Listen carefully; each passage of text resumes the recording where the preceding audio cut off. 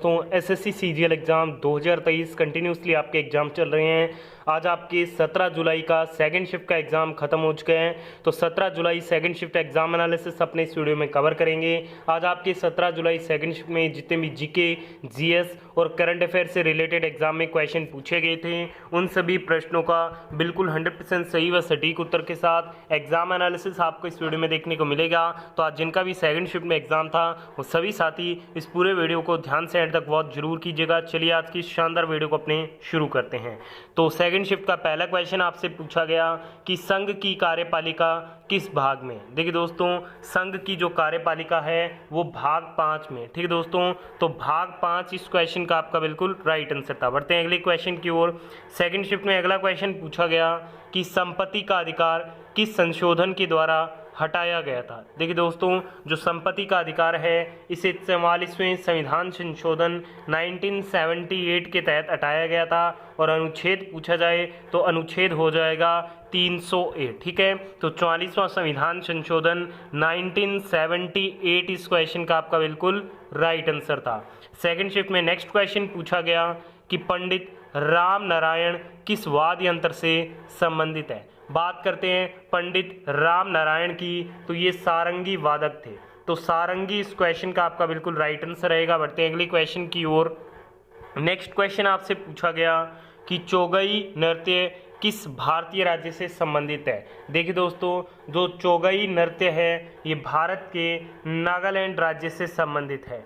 तो नागालैंड इस क्वेश्चन का आपका बिल्कुल राइट आंसर रहेगा। बढ़ते हैं अगले क्वेश्चन की ओर। सेकंड शिफ्ट में नेक्स्ट क्वेश्चन पूछा गया कि इतिहास में समाहर्ता किसे कहा जाता है। तो इतिहास में जो समाहर्ता है वो राजस्व संग्रह करने वाले अधिकारी को कहा जाता है। तो राजस्व संग्रह करने वाला अधिकारी इस क्वेश्चन का आपका बिल्कुल राइट आंसर था। बढ़ते हैं आज के अगले क्वेश्चन की ओर। आज का नेक्स्ट क्वेश्चन आपसे पूछा गया कि बक्सर की लड़ाई किसके बीच में हुई थी। देखिए दोस्तों, जो बक्सर का युद्ध हुआ था ये 1764 में हुआ था। ये हेक्टर मुनरो के नेतृत्व वाली ब्रिटिश ईस्ट इंडिया कंपनी की सेना और शाह आलम द्वितीय मुगल सम्राट सिराजुद्दौला अवध के नवाब और मीर कासिम की संयुक्त सेना के बीच में ये क्या है, लड़ा गया था। ठीक है, तो 1764 इस क्वेश्चन का आपका बिल्कुल राइट आंसर था। बढ़ते हैं अगले क्वेश्चन की ओर।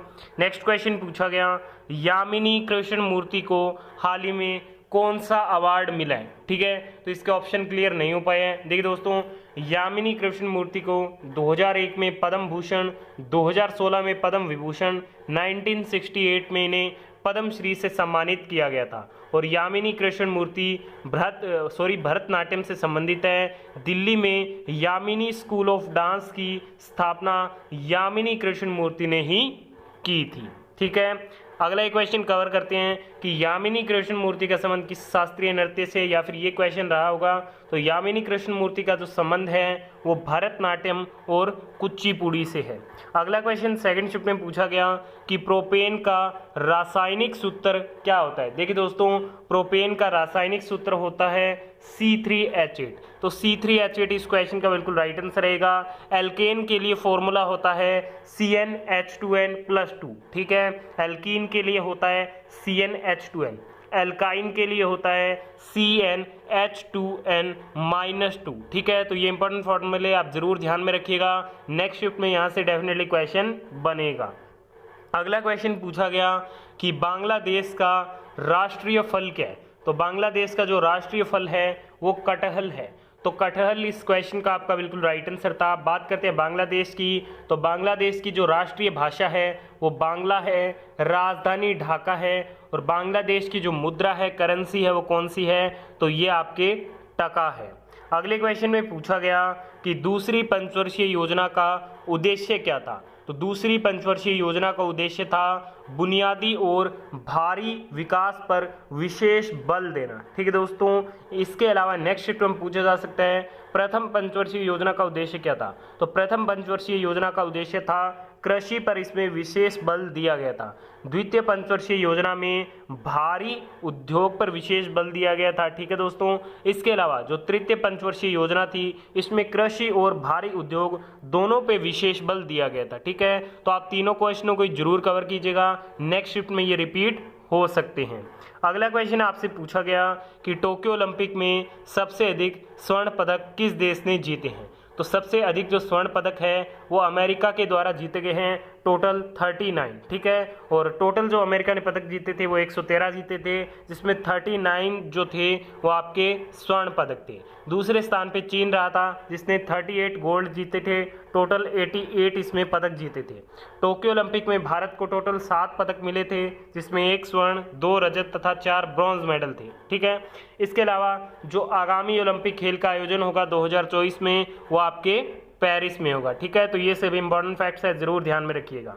अगला क्वेश्चन पूछा गया कि वेदों की ओर लौटो का नारा किसने दिया था। तो वेदों की ओर लौटो, ये जो नारा दिया गया था वो दयानंद सरस्वती के द्वारा दिया गया था। तो दयानंद सरस्वती इस क्वेश्चन का आपका बिल्कुल राइट आंसर था। अगले क्वेश्चन में पूछा गया 2022 में AFC वुमेन का आयोजन भारत के किस शहर में हुआ था।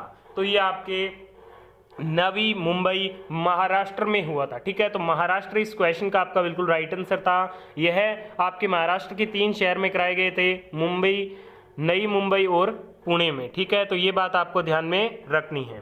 सेकंड शिफ्ट का अगला क्वेश्चन पूछा गया PM डिवाइन योजना किस राज्य से संबंधित है। तो PM डिवाइन का अर्थ होता है prime ministers development initiative for north east. इस योजना का उद्देश्य मिजोरम में अपनी तरह की अनूठी बैम्बू लिंक रोड सहित बुनियादी ढांचे और जरूरत आधारित सामाजिक विकास के लिए फंड प्रदान करना है। तो इसका जो आपके राज्य से संबंध पूछा गया था तो इसका राइट आंसर रहेगा मिजोरम।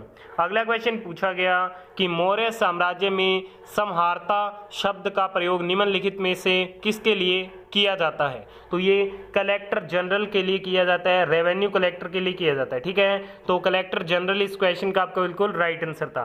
अगला क्वेश्चन पूछा गया कि सिस्मोग्राफ का उपयोग किसे मापने के लिए करते हैं। तो सिस्मोग्राफ का प्रयोग है भूकंप के दौरान सतह पर आने वाली तरंगों को रिकॉर्ड करने के लिए सिस्मोग्राफ का प्रयोग किया जाता है।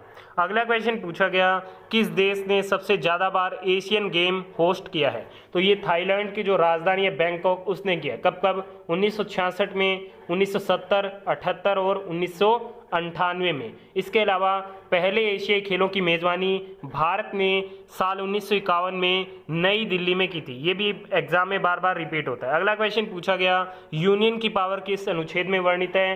तो ये आर्टिकल 73 में है, 79 में संसद है, अनुच्छेद 80 में राज्यसभा है और 81 में क्या है, लोकसभा के बारे में बताया गया है। नेक्स्ट क्वेश्चन पूछा गया ICC women's player of the year 2022 किसे दिया गया है। तो ये ऑस्ट्रेलिया की ताहिलिया मैग्रा को ICC महिला T20I cricketer of the year 2022 चुना गया। अगला क्वेश्चन पूछा गया विजयनगर साम्राज्य से एक प्रश्न आया था, क्वेश्चन क्लियर नहीं हो पाया है। तो विजयनगर साम्राज्य की स्थापना हरिहर एवं बुक्का ने 1336 में किए थे। विजयनगर साम्राज्य तुंगभद्रा नदी के किनारे अवस्थित है। विजयनगर साम्राज्य के 4 वंश तुलु, सुलु, संगम और अरविदु हैं, ठीक है। तो ये बात आपको ध्यान में रखनी है। तो आज की सेकंड शीट में पूछे गए सभी क्वेश्चनों का एग्जाम एनालिसिस कर दिया। वीडियो यहाँ देखते धन्यवाद। पसंद आई लाइक और शेयर जरूर कीजिएगा।